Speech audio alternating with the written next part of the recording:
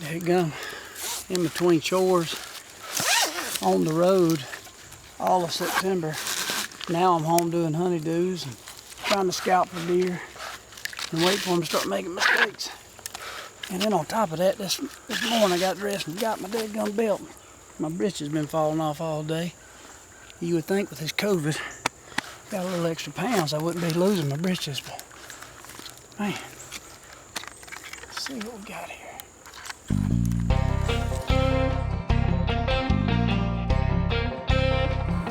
That's the way you right there lets you know it's about harvest time. Check it out. These husks are busting off.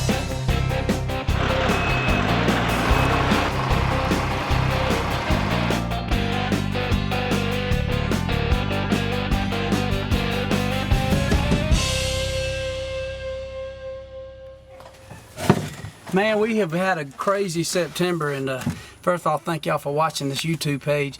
We have, I can't think of a better September we've ever had, and obviously with that is getting deer season. It's October, and so now we're trying to dial in some of these old Georgia bucks, but it's just been kind of, I don't know, like typical October lull. They ain't been hitting them a lot.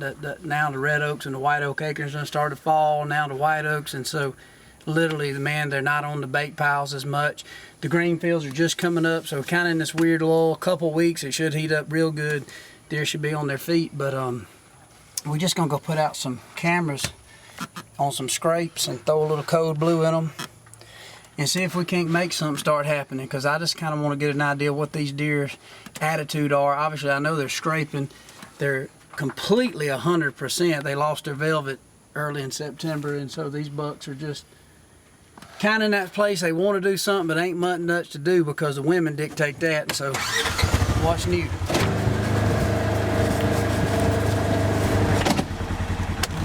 Put a little scrape mate in this scrape right back here.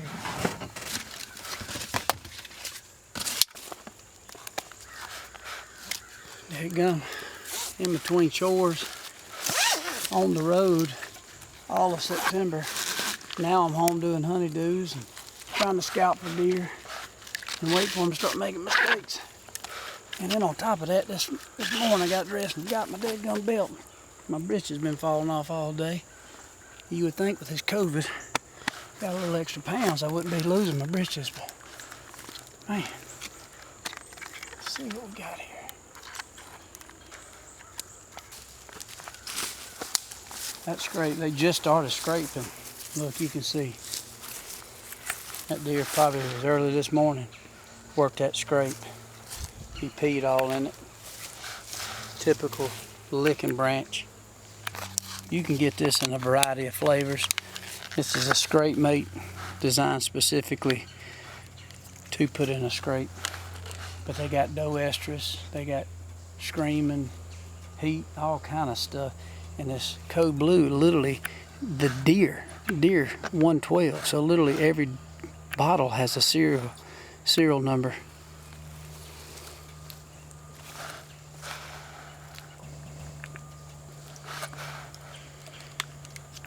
What's better than a little bit? A lot. Okay. Got a camera. If you smell something stinking, come on in, because I'm gonna get your picture, boy. Then I'm gonna run a G5 through you here for too long. But look at this. So look how wide open it is. This is this orchard. These deer coming out of this thick stuff, coming right out of this orchard where we farm. And you know, October we're wide open out here working these trees every day. But a lot of times people think that farming activities and beating around kind of run deer off. It's the wrong kind of beating around. If you walk through all these woods all the time, you will. Notice I'm pretty lackadaisical. Walk right up to that scrape just with regular Thorogoods on and my blue jeans. It's not a big deal because I've been out here all day. We've been working these trees, moving limbs. This deer's right behind us. As soon as the farm equipment, the grease gums get put up, these deer hitting this orchard out here, this fertilized grass. So don't overthink it. Now, would I recommend getting out through there and walking all through them woods and walking all through that thicker stuff where these deer bed? No.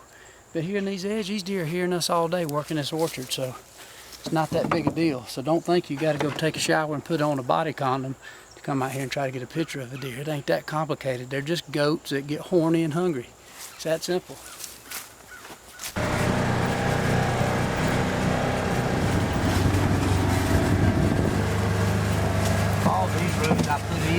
for the morning hunts. So I can come in here in the morning, slide down in here, I got a food plot up there.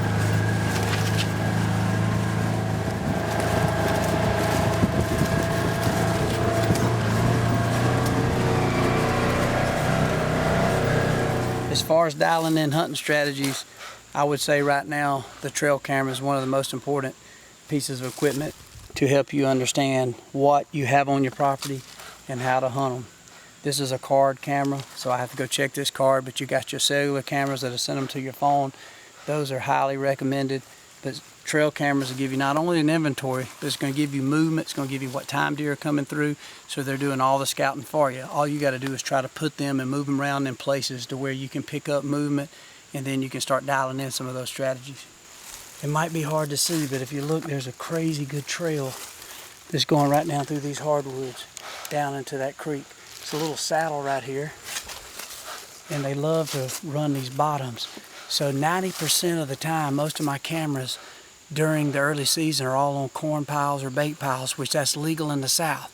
If you don't have that, you might have to put them on green fields and put it on scan mode so you can see how these deer are approaching the green fields, or maybe it's persimmon trees, it could be acorn trees, there's a plethora of different things. But in this case, I have no bait out. I'm actually trying to get some pictures of deer using this trail. What I like to do on these trails from time to time is I've got food plots up here, back to the south of me, and I got food plots back to the north of me over here. And so what I can do in these transition points, I can figure out how these deer are going back and forth. So a lot of times what this will tell me is to help me dial in a morning spot based on what happens on these trails. You can also hunt the evenings, but typically all the way up to the rut, the deer, whether it's the bucks and the does, they typically love to feed in the evening. So they've been bedded up all day, they get up and they feed in the afternoons. It's a matter if they get up early enough to give you an opportunity.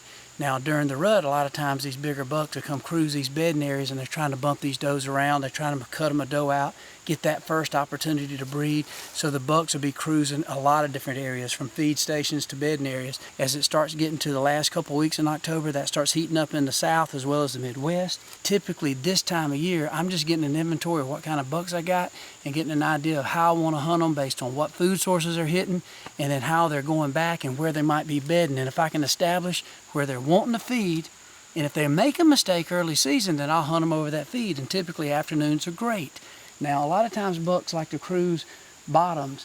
The thing I don't like about hunting bottoms is you never get a consistent wind. I'm a firm believer that deer use the bottoms for one reason, is because they can smell most everything, especially in the evening as that thermal brings everything down.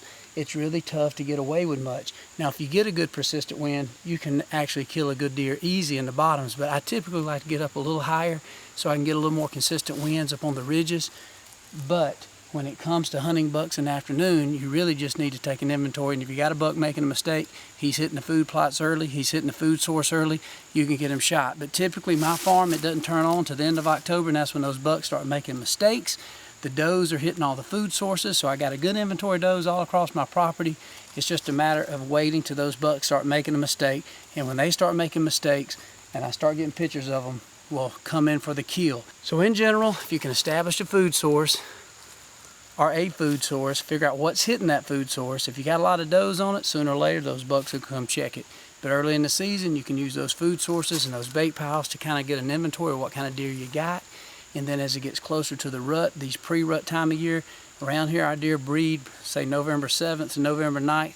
I like to back it up 10 or 15 days, and usually that's going to be your peak days to hunt. So in our case, the last week of October, around Halloween, typically is red hot in Georgia. So now I'm just trying to fine tune where these bucks are cruising back through. Hopefully it'll pay off.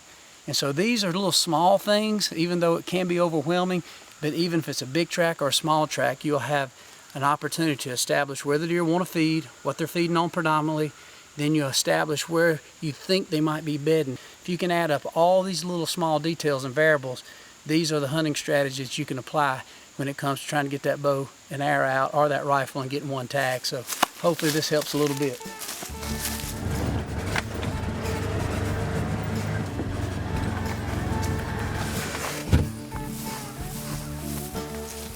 Well, part of the X-Mark backyards we actually showed you We were out here planting this food plot. This is one of my favorite places on the farm. You can see I got a redneck blind sitting right there. It is completely ready for a northwest wind. The good thing about these blinds, you don't have to overthink it because you can close the windows and you can cheat the wind.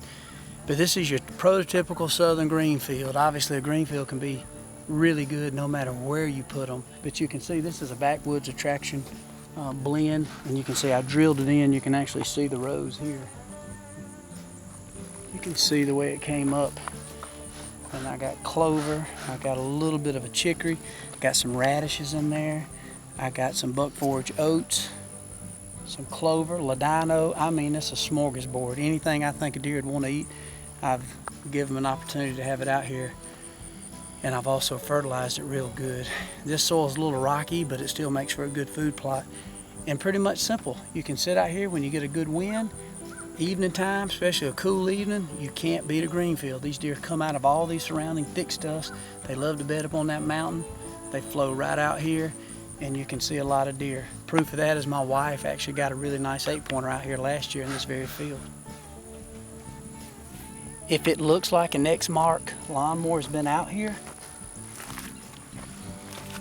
that'll let you know that these deer are really hitting this. You can see all that's nipped off. What I like about coming out early like this, especially when I experiment with a lot of different seed blends, it'll let me know what these deer are eating. I got little turnips coming up. They're not nipping on that, but typically they don't start hitting your turnips or your radishes until it gets really cold and that sugar comes to that plant.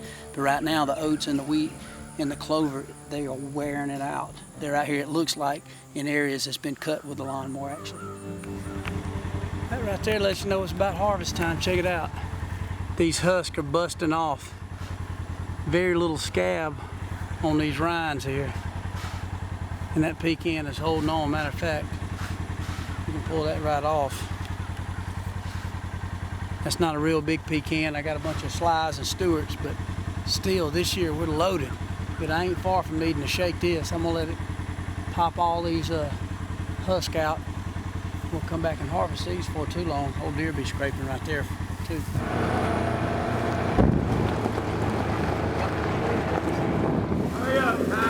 I got the inspector. This is the inspector on the dump truck. We got a little bit dead, but tomorrow's gonna be a big day. We're gonna definitely get that little redneck blind up because we're moving in, getting close to shooting season. What? I like it. All right, let's go check this out. We're gonna get started tomorrow. Thank y'all for watching.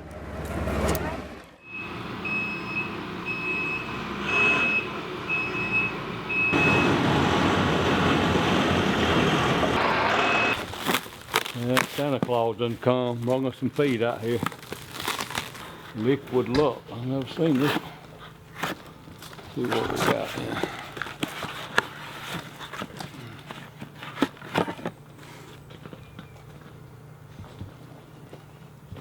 There's a new one. We'll give it a whirl. Getting about time to get out there. Hey, I always say I'd rather be lucky anytime than good, so maybe this will bring us some luck.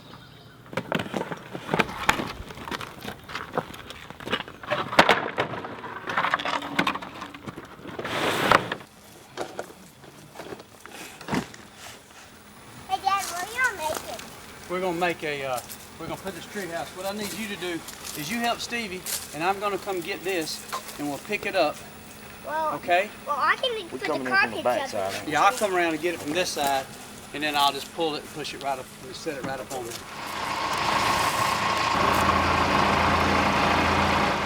This is the kind of pecan. Let's see it. What kind of pecan is that?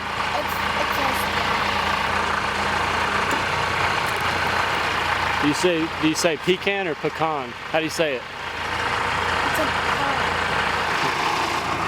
What are they doing? They're putting it up.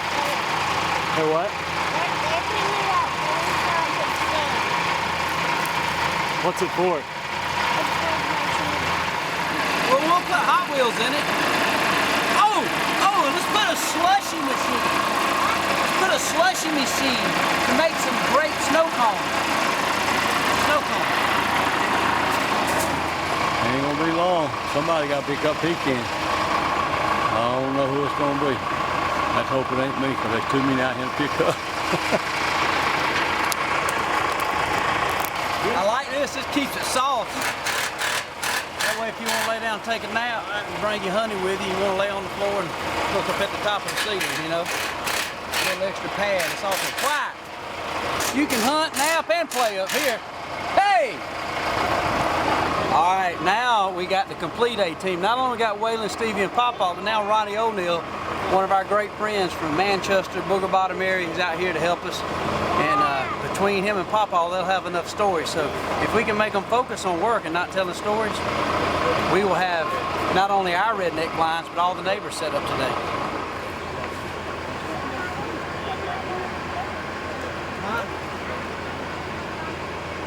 I need to go up and get my little baby skill saw.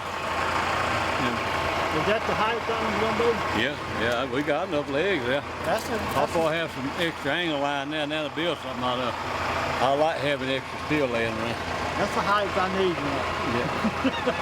That's right, you could jump if you had gotten the you bind. ain't getting big tired when you get up to the stand.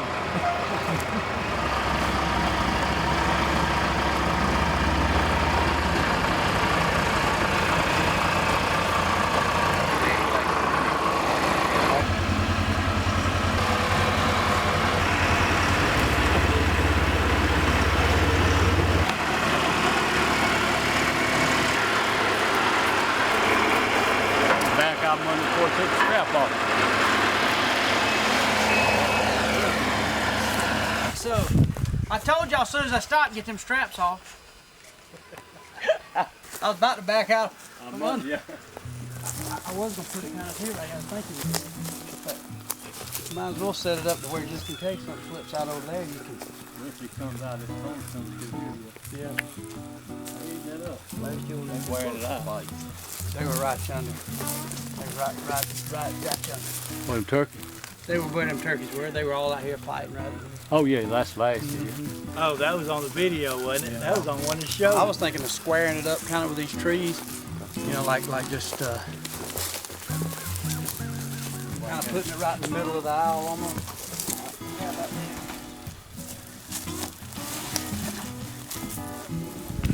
See, it works better being short in here.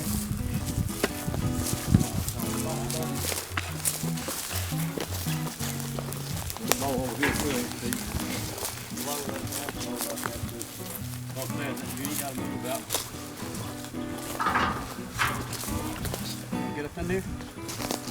Hey Dad, I want you to put this in the black card and then I'll fold it up and put it in there. Then you can spread it out and lay down on it. Yeah. and then get up in there and open them windows. Make a little bed.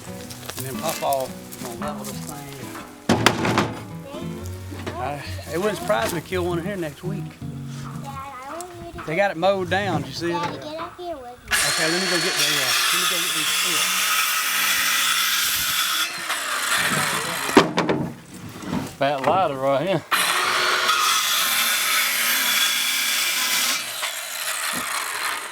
Mm-hmm.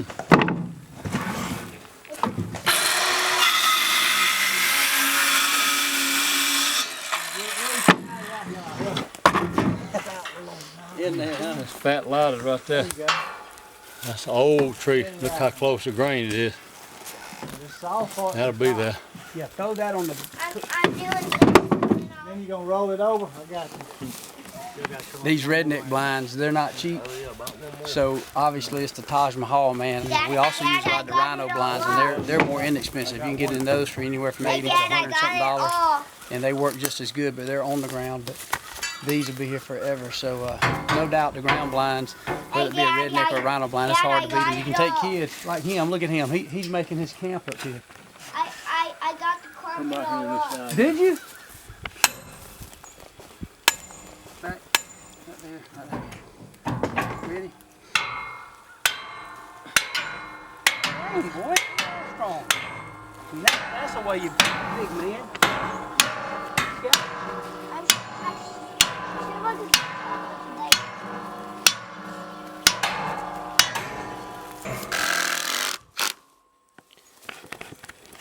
Well, our ground a little out of level here, so we had to compromise building this foot up to where you get this kind of level here where it won't be stressing. But hey, it's just an extra step.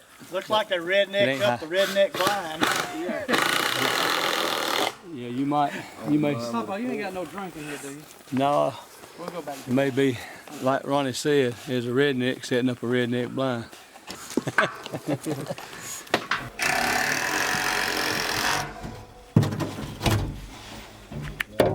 Field level. Yeah.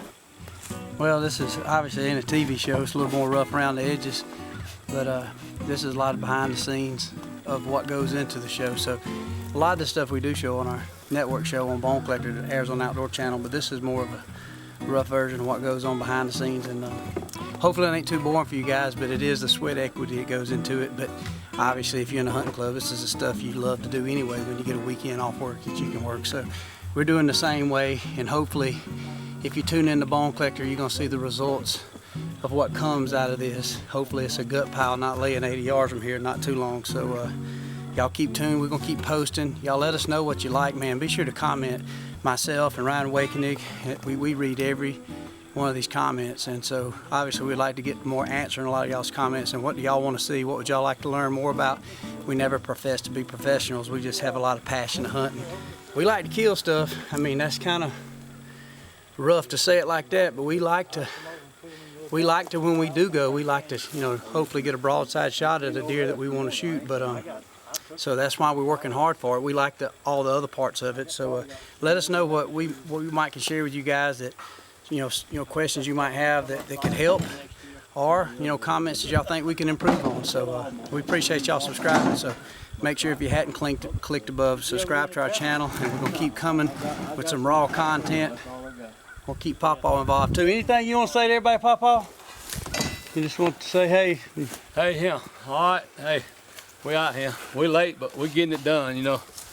Never too late. So finna get right. Next couple of weeks they're gonna be cruising. They're gonna be on the feet. We're gonna get after them over here in Harris County. We're gonna get up after them over in Meriwether and Booger Bomb. So hey, it's finna be on like Donkey Kong. Yeah. If you need a retired electrician, my buddy Ronnie O'Neill. Sorry, ladies, he is married. Yeah, I didn't drive any pins. I'm waiting to hook the lights up in the Redneck Blind. And then we got Waylon. Man, a few words. That's called I've been at school all day. This is I've been at school all day and I'm tired. You don't have your honey, but And Daddy gave him a Frosty from Wendy's. One thing we'll tell everybody on this particular day 2 of hooking these stands up, what would be the best gun to hunt with if you decide to hunt? a double-2 pistol. Double 2 pistol. What gauge or Magnum? It's a 100 bite. 100 bite. Was it a Magnum? Yeah. How many levels? That one doesn't really get levels. Okay, so what gun are you gonna hunt with? I'm gonna hunt with a shotgun, 55 rifle. Okay, all right. Well, that's one thing y'all probably didn't know, and we'll give you more of this. So subscribe above, and we'll keep feeding you. And maybe next time, Mace Waylon will pull out his 300 Magnum, 37-47 Magnum. Yeah, it's gonna be a real one when I grow up. Yeah.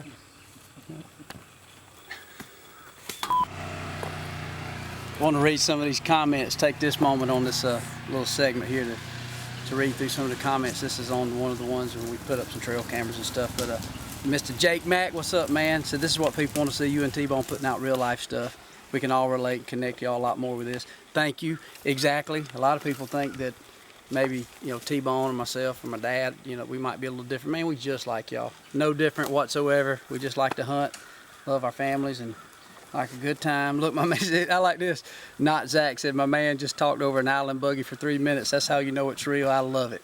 Yeah, one thing about me, my whole crew tell me, I'm never lost for words. Neither is Pawpaw. We kind of just talk even if it's wrong. We're saying something. Uh-oh, Waylon, don't fall off that chair. Real Life Outdoors, Shannon Black. He said, man, I've never been awestruck by celebrities, but Michael is definitely someone I've always wanted to meet. He's a real deal, not a fake personality. Thank you, man. Appreciate that, brother. Shannon, thank you. That's the ultimate compliment. I tell you what, I don't even feel like I definitely don't feel like a celebrity. I'm just a regular old dude, and it's just amazing to do what I do.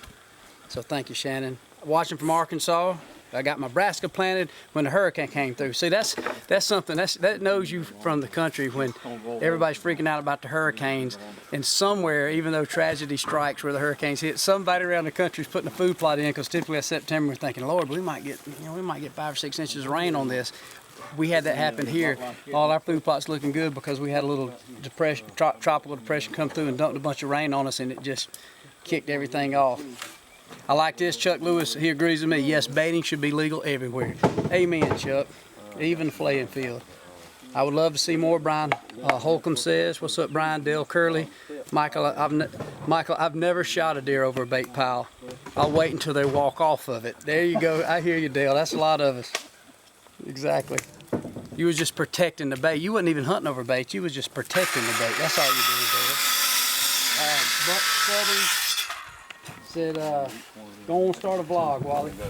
Guess they want to start a vlog. We'll do that. These fashion girls got their vlogs. We might as well start a redneck hunting vlog. John says he just cuts a hole in the bottom of a peanut butter jar. Screw it to a pine tree. I bet that does work good. I've never done that. Lord have mercy. The problem, says T-Bone taught me that. T-Bone couldn't have taught you that, because T-Bone, if he would never stake a can of peanut butter out there. He'd be the one out there on the side of the tree eating the peanut butter.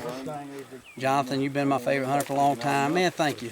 I can't read all through these, but man, this is awesome. We love the comments. We read them all, and this is how we know more what y'all want to see, because sometimes it's funny. I argue with Ryan Wakening, who's our marketing guy. He said basically, we cleaned a turkey, and I was like, man, nobody wants to see how to clean a turkey, but you guys responded. A lot of people watch how to clean the turkey or a bow setup, stuff like that. So some of these things we do take for granted, and we're not somebody who wants to just spit a bunch of stuff and try to act like we know it all. But if it's something you think we know and we might can share with you, a tip or tactic we want to share with you. And then I look back and I think, well, we get to do it all the time. Like my dad's a contractor. He can come over here and level this thing with a dug-gum string and a hickory ball, because that's all he's done is build stuff, him and Ronnie. So he got the ultimate redneck. So there's a lot of little tips and knowledge of just years and years of doing something. So hunting, that's kind of what that's been for us. So yeah, let us know what y'all might want to hear.